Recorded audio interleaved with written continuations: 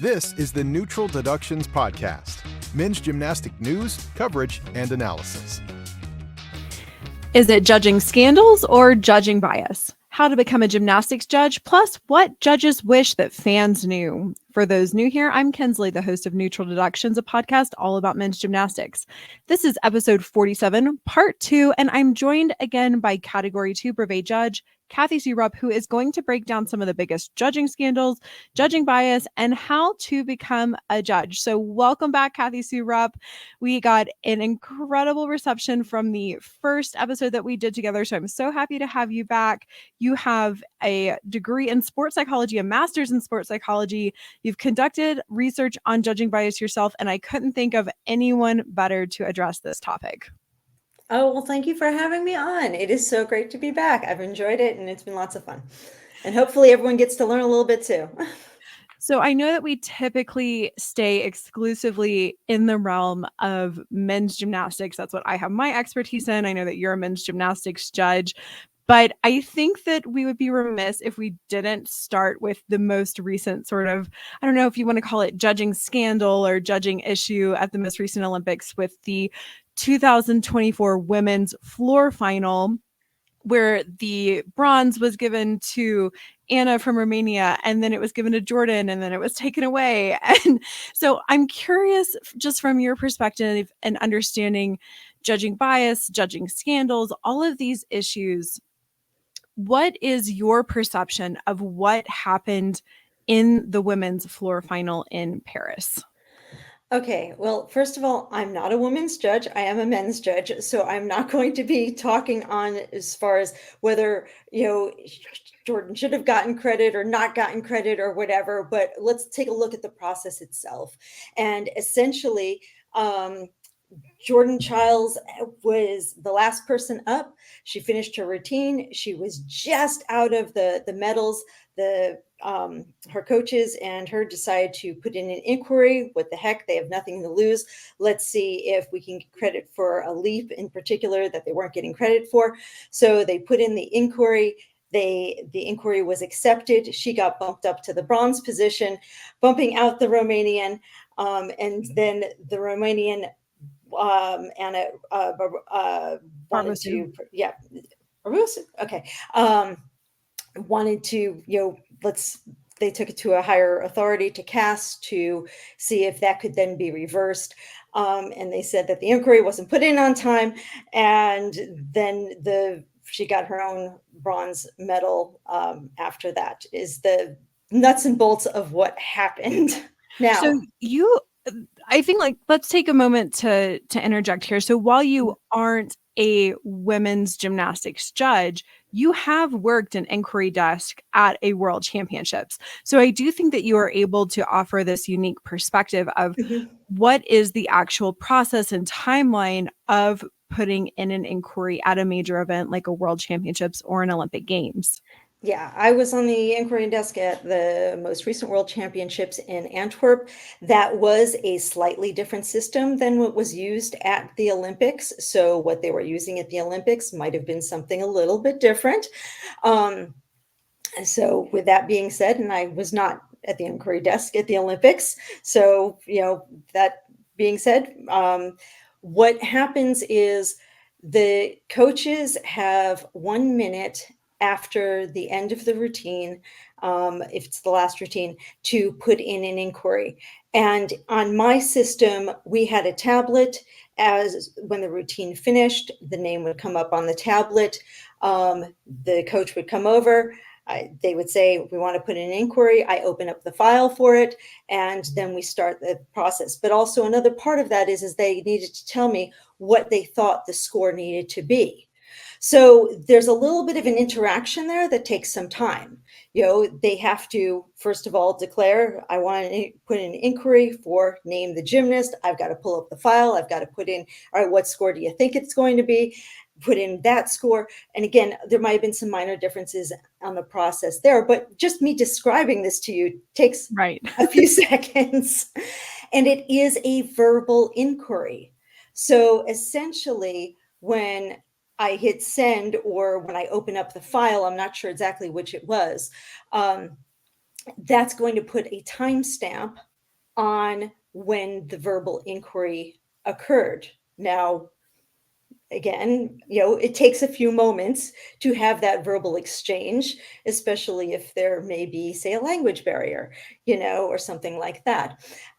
So it's kind of a general timestamp. And again, it's a verbal inquiry. So the exactness of it was something that was disputed in this case. So that being said, that was part of the Romanians' case where they were saying it was 4 seconds too late. Whereas, again, I don't want to get into the politics of this one, on the child's side, they were saying, no, we actually verbally said this well before the time limit had expired. And having worked the inquiry desk, I could see how that can happen. And hopefully I've given you guys a little bit of insight as to how there can be that little bit of a discrepancy in this case. Well, first of all, thank you so much for that explanation. I think that that's incredibly helpful because as media or as fans, we don't always get to see exactly what's happening on the floor and the timeline and all the ins and outs. So I think it just makes better, more well-equipped fans and media to be able to accurately portray what is actually happening on the field of play. Now, for many of the people who are just watching the Olympics, maybe not even gym nerds, they were just casual viewers, I saw a lot of people claiming, oh, this is a scandal, or it's cheating, or it's bias. And so just in that realm, could you kind of go over at a very basic level the difference between cheating and bias, and then maybe within bias break down conscious versus unconscious bias? Yeah, and that's the thing. As a fan, whenever someone, a decision or a score doesn't go your way, the first thing you're like, oh, they're cheats. The judges are cheating. Oh, the first thing that they think about is that, and you see this in all sports, is that they're favoring one over the other. When in reality, that's not always the case. It's not to say that there aren't some people out there that have some other motives, but the majority, most of the judges that I meet and that I've spoken to, they are wanting to have the correct score given.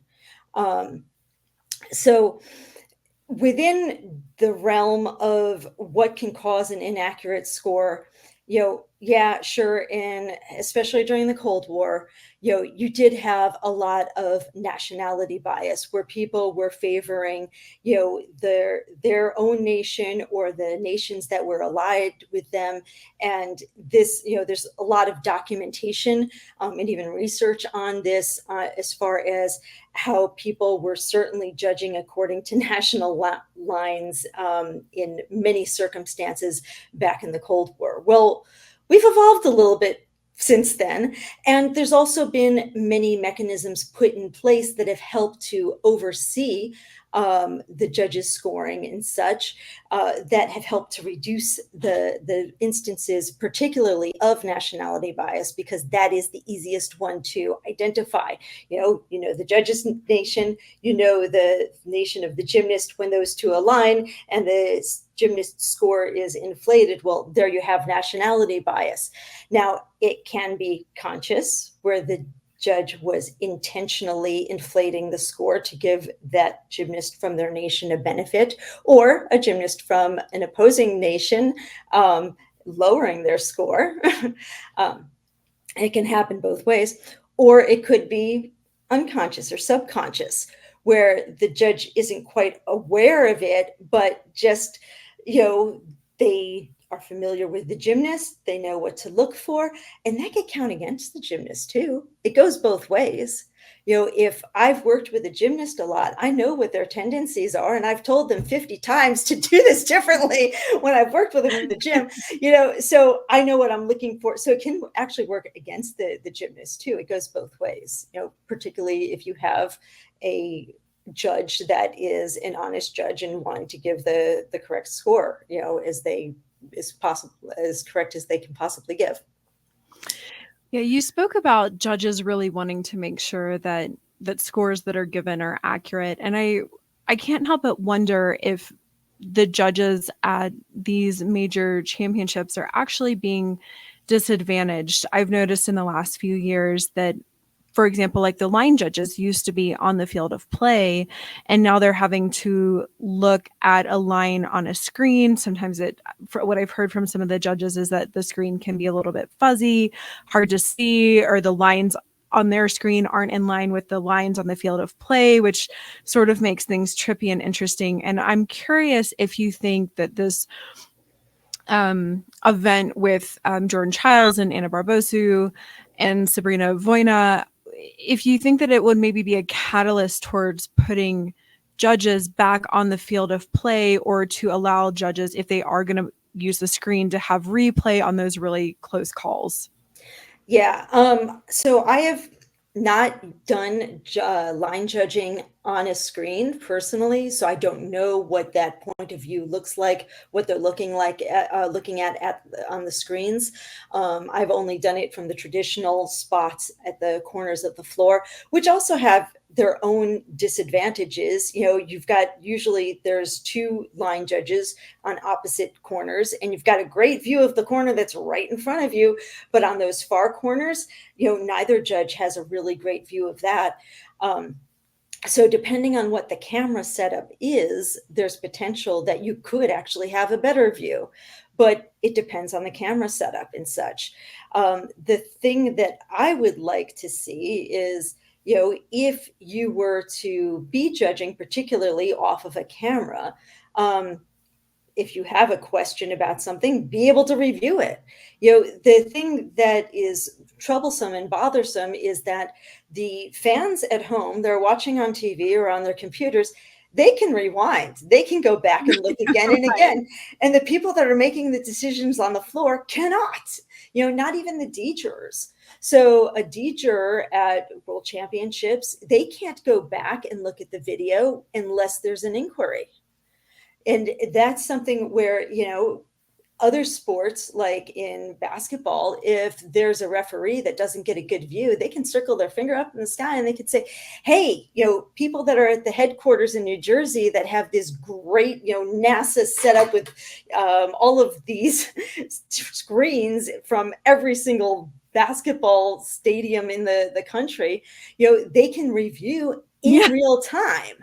Well, that was astounding to me when I was working at the Olympics. Is I had the option with my credential to go watch several different sports, and I went to Taekwondo, and my jaw was on the floor when I saw the coaches be able to say, "Hey, I want that reviewed," and the judges review it in real time on the big screen, so everyone in the arena can see. And I've heard from other friends that they do things like this similarly in tennis or rugby and other sports. And I think it's a great option, not only because hopefully it would allow the judges to be more accurate, but it also serves as an information tool to help the viewers understand what is the deduction that they're looking for, and then what actually counts as a deduction versus not on those really close calls. Right. And my point is also that the judges should be able to self-check too a little bit prior to hitting submit on the score. Once you submit that score, it's out, it's gone, and you cannot make any changes to it. So even if a judge makes like a fat finger mistake and realizes as soon as they hit submit, oh crud, I was supposed to, I meant to put this in as, a 6-3, and I accidentally hit 6-2. The judge cannot go back and correct that. And I was at one competition where the floor judge did exactly that. They hit a fat finger mistake. As soon as they hit submit, they knew that it was the wrong score. They, signaled to the head table, hey, look, I put the wrong score in there. And the head table's like, nothing we can do unless there's an inquiry. So essentially, they needed to tell the coach, hey, you might want to inquire about that score. Oh my gosh. And I understand why these systems are put in place or were put in place. And that's because, in the past, there were times when scores were manipulated after the fact, particularly, if there was a result that came out, that wasn't in a certain country or gymnast's favor. But there, should also be some sort of mechanism for also correcting things that the judges themselves, are realizing are not correct. Yeah, you gave me the perfect lead in there, talking about how judges maybe change things after the fact, or that there were times way back when results were let's say maybe pre-decided. And I can't help but think of what happened with Kyle Schufelt and with Marian Dragulescu at the 2004 Olympic Games. And Kyle has spoken publicly about this in his book. And I think it's a fairly well-known, let's say, scandal maybe, where Marian Dragulescu got a completely impossible score and ended up with a bronze medal ahead of Kyle Schufelt. And the head of the judges or the review was also Romanian at that time. And so is that a good example of nationality bias when we see that play in? Or is that just straight up cheating? Well, I mean, yeah, it's nationality bias, and nationality bias could be cheating. It could be conscious. It could be also be, subconscious. In this case, it seems as if it might have been conscious. I don't know. I wasn't there. Yeah. Sure, you can't speak to it being there, Right. but I'm just trying to think of commonly known, let's say, like scandals or events, right? We have the Paul Hamm scandal with winning the gold, but 2004 was a very scandalous Olympic Games for many reasons. Right. But things like that people will really know. And are these judging errors, are these examples of bias, or are these straight up cheating? So maybe since my example wasn't the perfect one, Right. can you give a good example of what nationality bias could look like in a particular judging situation? Or if you know of a very public occurrence of nationality bias, could you talk about that? Well, actually, your example was a good example of what it could look like. I mean, you have a judge that was, or the head that was, of the same nation as the gymnast, and that score seemed to be inflated there. So that's essentially how nationality bias, works. And again, during the Cold War in particular, you would have the scores of the opposite side, and it went both ways, being depressed by judges too, and they would give scores that were a little bit lower. So in order to combat this, the FIG started having a statistical analysis of the scores done to try and identify when you had that aligning of a judge and a gymnast from the same nation, and the judge was giving that gymnast higher scores than the other judges on the panel. So it's comparing the judges' scores to that of the other judges on the panel. So is that the same judging evaluation program that's currently in effect, or was that an earlier version of the judging evaluation program? That was so the first version of the judges evaluation program came out in the late 90s. It was called the Fairbrother program. And that's also when they started splitting the panels into the difficulty and execution panels. Back then it was called the A and B panel. So it made it a little bit easier to evaluate just the execution scores. And you could see when a judge was giving a higher execution score to a gymnast from their own country, because it wasn't mixed in with the difficulty. Because even before we went to the the open-ended system, you still had a little bit of mixing that went on there. So that separation of the D and E panel was huge for being able to pinpoint, all right, where are these differences lying? But now that system has been revised and improved, as you should, because we constantly want to make things better and more precise.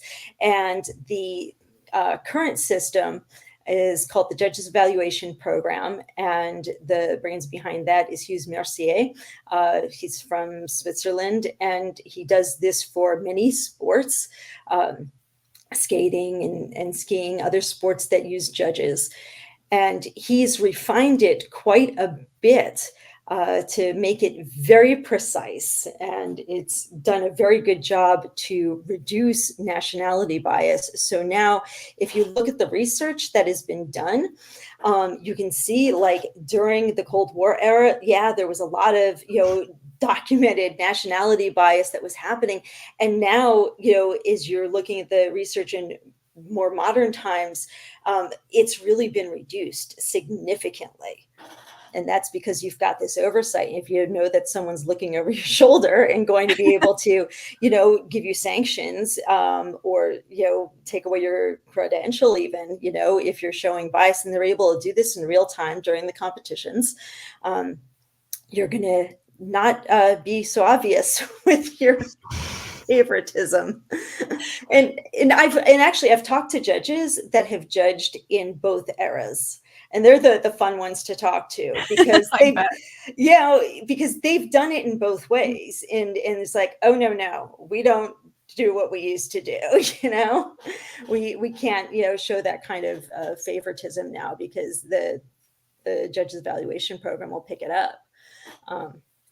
So having had prior knowledge of the judging evaluation program, and having listened to the excellent episode that Gymnastics did with Hughes Mercier to really dive into what it does, we know that there's no perfect system. And I'm curious about maybe places where the JEP, or Judges Evaluation Program, maybe has pitfalls or causes people to not separate the great routines from, like, the good routines from the bad routines. Like, the one that really sticks into my mind is Zojing Yuan's 2019 team final parallel bar routine. And I sat and watched that over and over and over again, and I was like, there's maybe 3/10 off on that. And spoke to several other judges who were like, where do you get these deductions? And, and Devorah Myers in her book, talking about the last perfect 10, has interviewed judges who said that they felt like they had to give lower scores so they wouldn't be out of range with the Judges Evaluation Program. And so while I think the Judges Evaluation Program overall has been masterful in some areas of judging, it does seem to have some weaknesses. And so I'm wondering if you could speak to some of those. So first up, one of the things that it does really well is that identification of a same nation bias. However, if there's vote trading going on, and you've got to deal with another country going on, it's not quite so good with that yet. Okay. But they are working on improving that part of it. So, that's one of the things that can be tweaked on it. But speaking to what you're talking about, is that the judges these days are also very aware of the Judges Evaluation Program and how it is evaluating them as they are judging. And because of that, they don't want to have they don't want their scores to be identified as being potentially biased, or even potentially out of range with the other judges on the panel. And the way this program works, it is so sophisticated that if you are a judge who is normally right in line with the rest of the panel, then, and very consistent, then your tolerance, your personal tolerance for deviation is going to be narrower than a judge that is a little bit more erratic, and sometimes high, sometimes low. So a judge that's more erratic has a larger tolerance before it gets flagged as being biased or out of range, shall we say, than a judge that is usually very accurate. So, in that's one of the I see it as a bit of a flaw. But at the same time, the judges that are more in line with the rest of the panel, they're also being seen as better judges, and their overall judges evaluation program rating is going to be a higher rating. And those are going to be your judges that are going to end up on the floor at the Olympics. So when the gymnasts are trying to qualify for the Olympics at the World Championships, well, so are the judges. That's one of those competitions where the judges evaluation program is evaluating the judges, and the judges are hoping that they will be some of those judges that are in line with the majority of the panel. And that's what's going to help them to have a good judges evaluation program rating. And the ones with the best ratings, well, they're the ones that are going to, get selected to go on to the Olympics. So that means, what are the judges trying to do? They're trying to be in line with what they anticipate the final average E-score is going to be. And with that being the goal, well, that's their primary goal, not necessarily to have the most accurate score. So in the situation that you were talking about, where you have this really good routine where there aren't very many things to deduct for, a judge might only find 4/10 on it, but they're thinking to themselves, well, what's the rest of the panel going to give? And if the rest of the panel isn't going to be brave enough, essentially, to give only a couple of tenths off, well, then how much are they going to want to be away from what they anticipate that average score will be? And that's where you have judges that will, sometimes, all right, well, I'm going to take a few more tenths there because I don't want to be out of range with what I believe the rest of the panel is going to give. That's so interesting. I spoke with a high-level member of the FIG, and I had asked them who they thought was the best judge of all time. And while I can't remember the name that was given, it was someone who they said actually was repeatedly out of line with the judging evaluation program. Like, this judge just did not care about the program at all, and was often just like a few tenths out of line, but enough to flag him. But when that judge was compared to, I'm not exactly sure how they call it, but like the overarching committee that rejudges all the routines, he was right in line every time.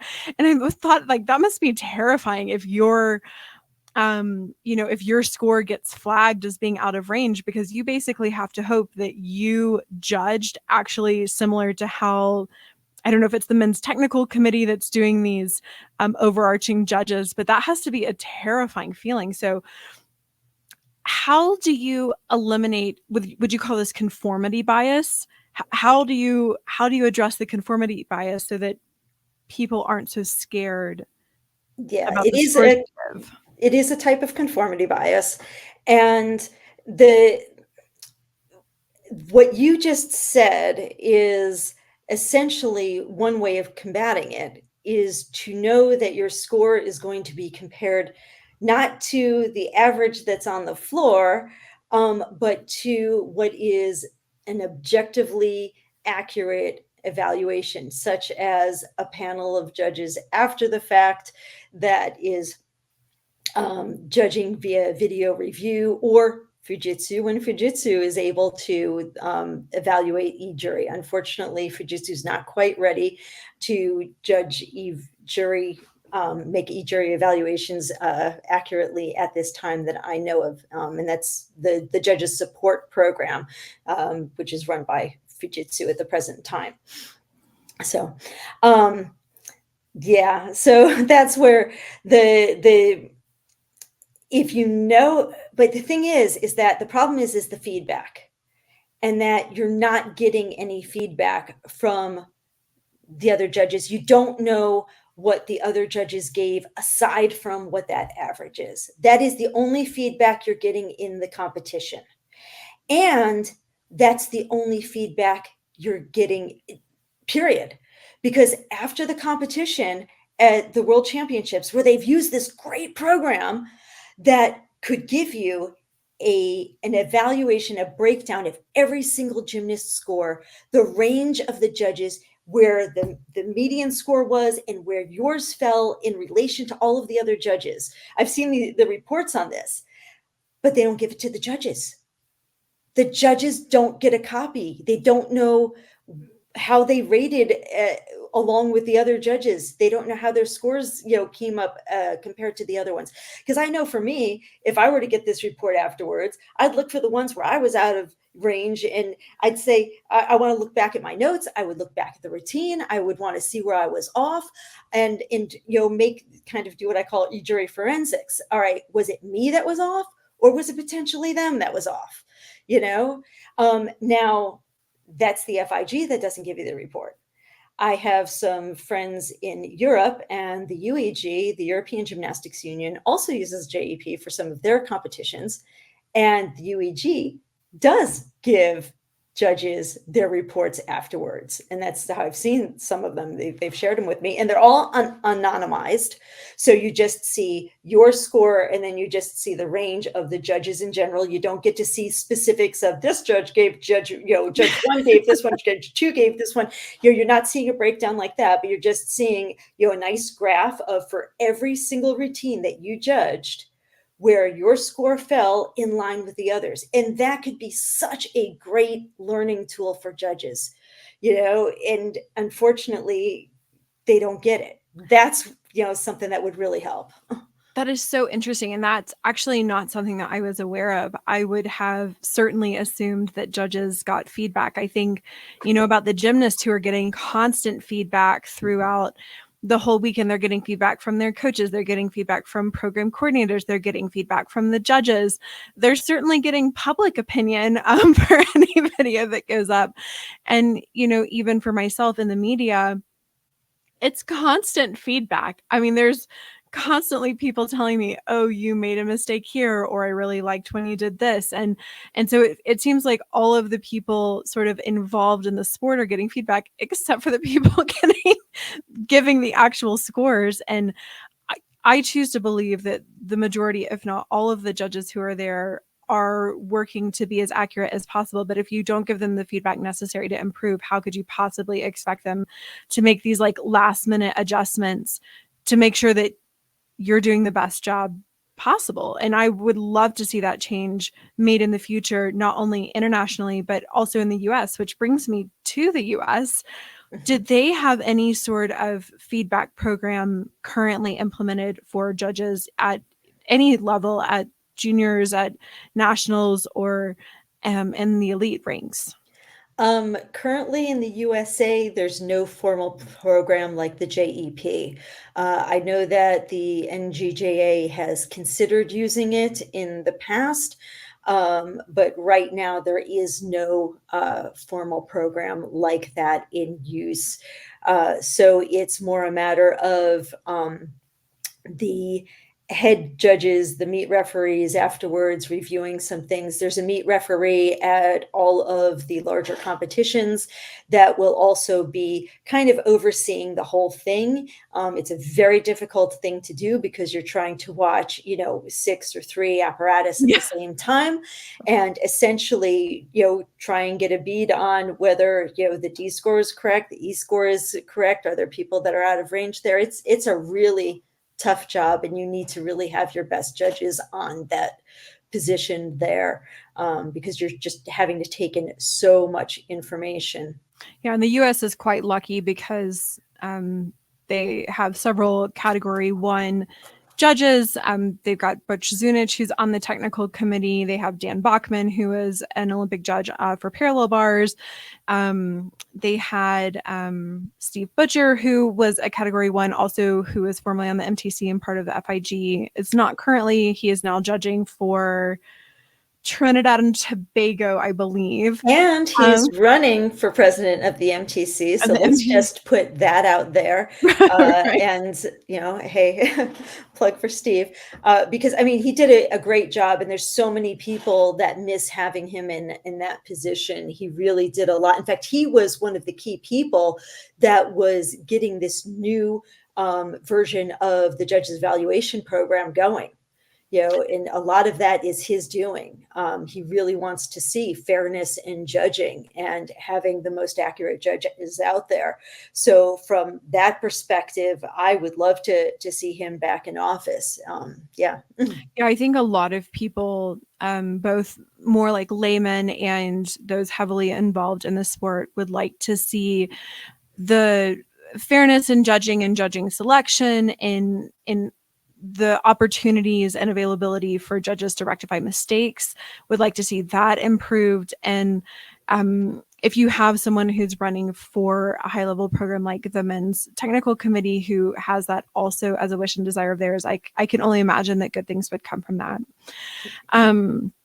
So a little bit of background on Kathi-Sue. She has judged all over the world. She's lived in Belgium, lived in the UK, lived all over the US, judged major events like Asian Games and things like that. So you really have this wide and varied perspective. And I'm curious, could you share with those listening, what is the process first in the US of becoming a judge?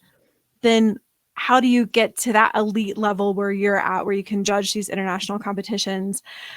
And then can you talk a little bit about the different countries' approach for integrating judges? Like, I have several friends who are judges in the UK, and they talked about how they are typically start on execution judging versus difficulty, or difficulty and execution judging. And so can you speak to maybe the positives and negatives of each of those different systems as well? Yeah, and let me just compare them right from the get-go. So in the USA, when you're learning how to judge, it's because of the structure of the competitions in the USA, and that's what determines the education path for all of the judges in all of the countries that I've worked with judges in. Because, I mean, the judges are going to be judging competitions. So however those competitions are set up, we need to be providing judges to fill those seats. So in the USA, the judges get paid. It's very nice. In a lot of other countries, they do not. In Great Britain, the judges are volunteers. Of course, they will have their expenses paid, their travel and their hotel and that sort of thing. But they are not paid as they are sitting in the seat. They are sitting in the seats as volunteers. Not the case in the United States. In the United States, the men's judges are paid. They're paid per routine. So, and they're also paid according to what their rating is. So if you have only a compulsory level rating, you're going to get paid less than someone with a national level rating or someone with an FIG international brevet level rating. So that being said, at the United States competitions, since you're having to pay your judges, the biggest expense for a competition host is actually the judges. And the more judges you have, the more you have to spend. Therefore, in the United States, they have as few judges as possible on the floor, which at junior competitions, most junior competitions, that means there is only one judge judging each apparatus, and they have to do both difficulty and execution. And it isn't until you get to, say, state championships or regionals at the junior level where you then have two judges judging both difficulty and execution at the same time. And then finally, when you get to national championships, you'll have a full panel. NCAA will always have multiple judges judging. So that's a good thing there. But that also brings about a lot of different challenges in how you're going to train your judges, because you've got to have a judge that can do both difficulty and execution right from day one. Can I just give you a little plug here? So Kathi-Sue Rupp and I, we were both at the European Championships in 2022. And I have to tell you, the most astonishing thing I have ever witnessed is she judged 2 routines at the exact same time, with one in her right hand, one in her left hand. So I have a feeling that maybe doing D&E for you is like not that big a deal. I have never seen anything like it before in my life. Hi, thanks. But that's what the apparatus, the meet referee has to do essentially. A meet referee has to be able to take in a few different routines at the same time. So, I'm not the only person with this talent. There are others out there that can do it and do it very well. Yeah. But so in the United States, for the judge's path, since they have to be able to do D&E at the same time, normally there's the entry level is a compulsory level judge, and all they're certified to do is judge compulsories, because there your D is pretty straightforward because the routine is set, and then you can do the E alongside of it. It's still really difficult, but the problem is that in men's gymnastics there aren't very many competitions that have only compulsory sessions. So right out of the gate, a judge in the United States really does have to be able to do D and E simultaneously, even with optional level, voluntary level routines. And that's a huge leap. So it's super difficult. So in the United States, most of the times when people are just learning how to judge, they'll spend a year shadow judging, working alongside someone. And in that shadow judge situation, they might say, okay, I'm just going to focus on E jury this time. I'm just going to focus on D jury this time. And it's really a steep learning curve. Whereas in other countries, where the judges are not paid, and again, this is the root of it, they're not paid, they're volunteers. Therefore, you can put many judges on a panel. And it's a different model for selecting judges. So at competitions overseas, you'll have what I'll call the international way of filling those seats. And that is, if a club is sending gymnasts to a competition, that club must provide a judge for the competition. And that's the way it works at your FIG international competitions too. If the USA sends a team to an FIG competition, they must also send a judge, or they're fined. They face a pretty stiff penalty, sometimes $3,000 or $5,000, depending on what the competition is. I don't think that's really ever an issue for the US. It might be an issue for other countries, but correct me if I'm wrong, but the US has something like 75 plus brevet judges. I believe it's the most of any country in the world. Is that correct? Yeah, Japan's also up there. But yes, USA has more men's brevet judges than any other country, and Japan's right up there with us.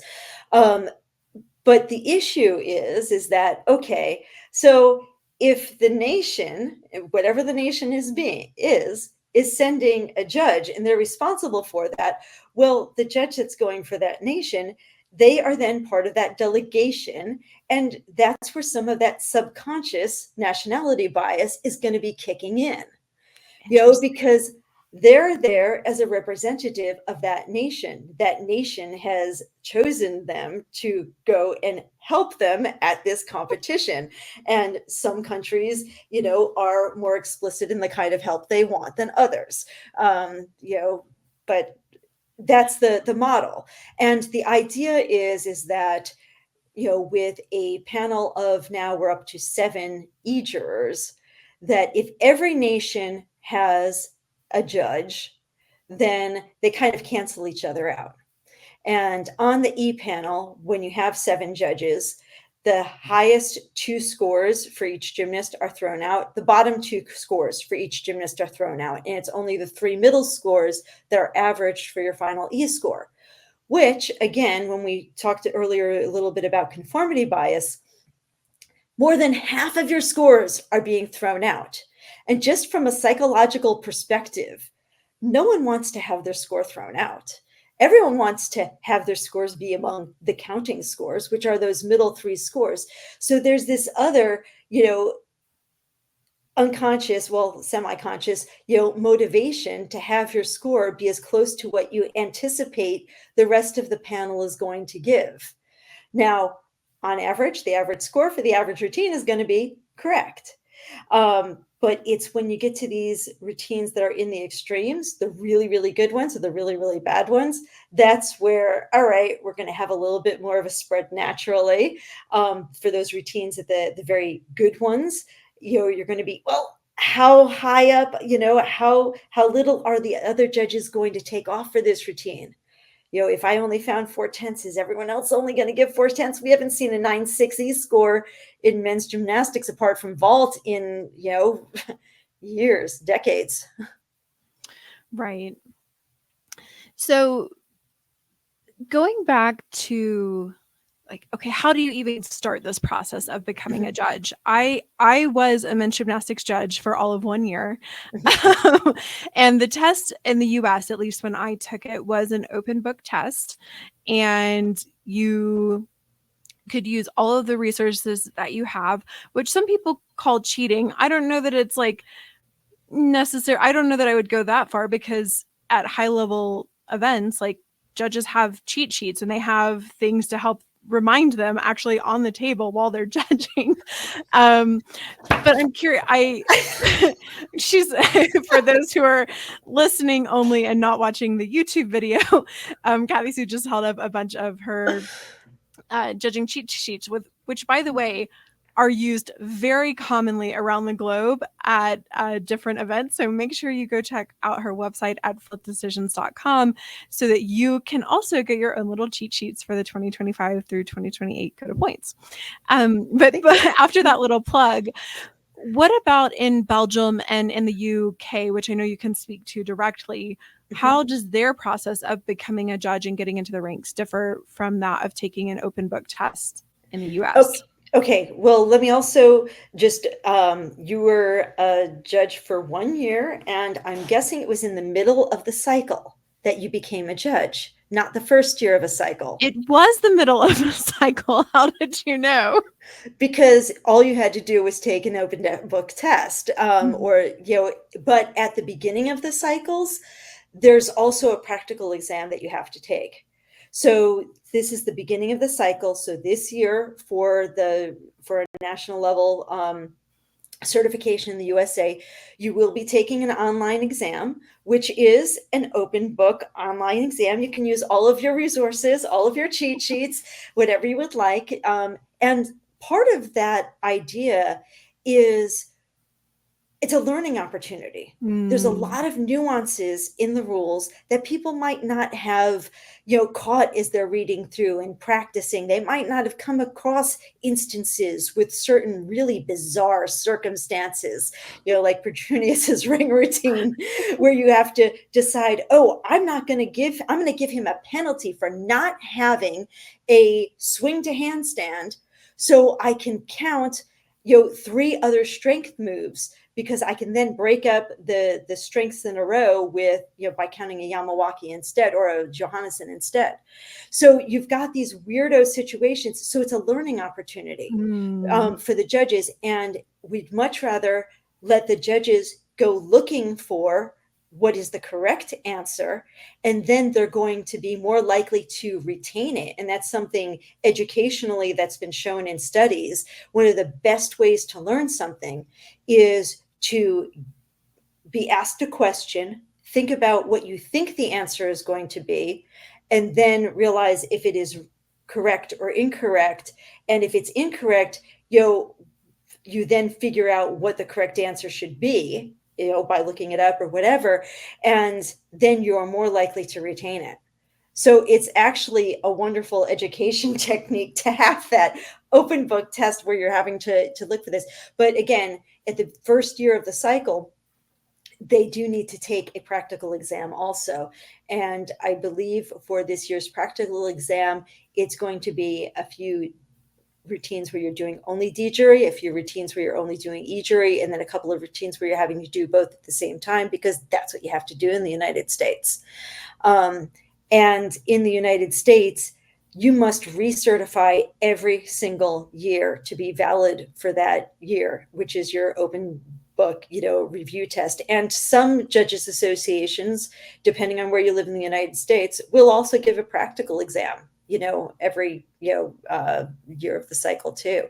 So that kind of is a little bit of a variation based on what the needs are of that particular region. If you have a lot of new judges, you're probably going to give a practical exam.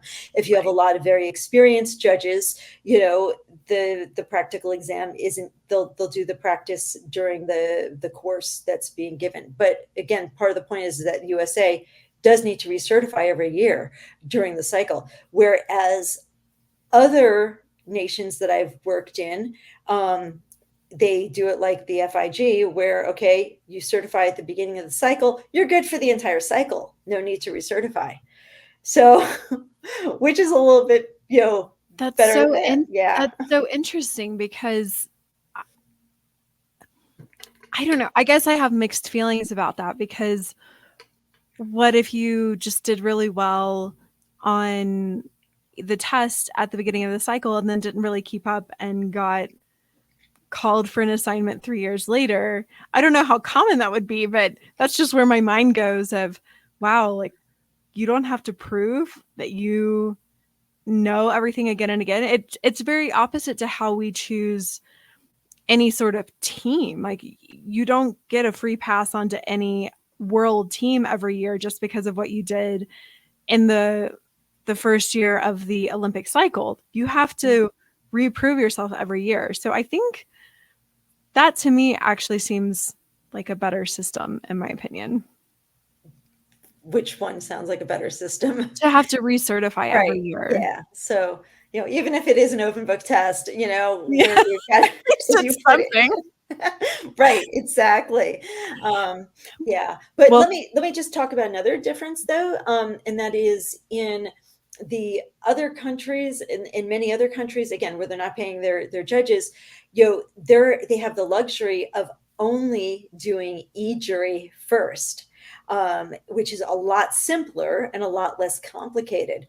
And one of my favorite systems from an educational standpoint would be what Great Britain does, where your first level of certification is only e-jury. That's all they're doing. And then their next level of certification, well, you learn how to do D-jury on just floor and vault. So it's very pinpointed. Floor, you're learning how to symbol, you're learning how the whole system works as far as how to compute a D score and everything, but you don't have to learn every single apparatus. And then once you become more comfortable with that, then the next level, you're doing D-jury on all the other apparatus. So it's a really nice step-by-step way of easing you into the process. And there's some people that are just happy to hang out and do E for their whole lives, and they never want to learn how to do this D-jury stuff, and that's okay. And then you have others that are more, ambitious, and they dive right in. So that sounds like me. I would rather just do E. But I mean, that's really what I need for my job, is I need to see if the E matches, like, as a media person. Like, occasionally I need to know a little bit more about D. But I've always said, if you're going to put me on any D jury, like, put me on vault. That's the only D jury I want to be a part of, which I know that for many, we'll call them real judges, like, that's their worst nightmare. They really don't want to be on vault because it's so boring to do D on vault. yeah. But to wrap us up here, as we're coming close to an hour at this point, my final question is, what do you wish that gym fans knew about judging? I wish gym fans and coaches would also realize that they have their own biases, and that, all right, so judges, we might have, some subconscious and biases that might influence our scores, but most judges are kind of at least partly aware of them, even when we're talking about like the conformity bias, where the judges are, potentially making a conscious adjustment to their scores. We're aware of it. Whereas a lot of the biases that are out there are, unconscious biases that you're not aware of. And you fans have them too. In fact, fans have them in a stronger way than the judges do. So as you're calling, foul, especially, for what you're seeing as a favoritism for one person or one country over another, the first thing you really need to check is your own biases. In fact, there's right now a podcast series, Against the Rules, which is looking at the bias of fans in different sports, which is really kind of a fun one. I'm following that. In fact, his first season was looking at officiating. And it's really an interesting podcast, not to go plugging another podcast on your podcast. All good. But it's a good one to listen to. It really is, and it talks about a lot of the basketball officiating too, and some of the mechanisms they have in place, which is really interesting. So if you found this at all interesting, that's another follow on you can go to. Excellent. Well, this has been an enlightening and delightful conversation. Thank you again so much for your time and your expertise. I so sincerely appreciate it. For those of you listening, if you would, please rate and review us, Neutral Deductions, on Apple Podcast or wherever you get your podcast. If you are listening and watching on YouTube, if you'll just hit that like button and subscribe, it really, really, really helps us out. I think we're only 20 people away from getting to that 1,500 mark on YouTube, so I would be so appreciative if you would just subscribe there. It really helps others find Neutral Deductions and learn more about men's gymnastics, which we are all about promoting. If you would like to bring more live coverage, you can donate to us, or if you would like to see us using better cameras or better microphones, that's where all of this money goes to. So thank you to everyone who has donated so far this season. We are entirely listener supported at this point, and even $10 truly helps us cover a meal. You can donate via PayPal or Stripe, and the links for those are in the show notes and on our website. If you have any questions, comments, or insider tips, you can email us at neutraldeductions@gmail.com. That's all for this week. We'll see you next time. Neutral Deductions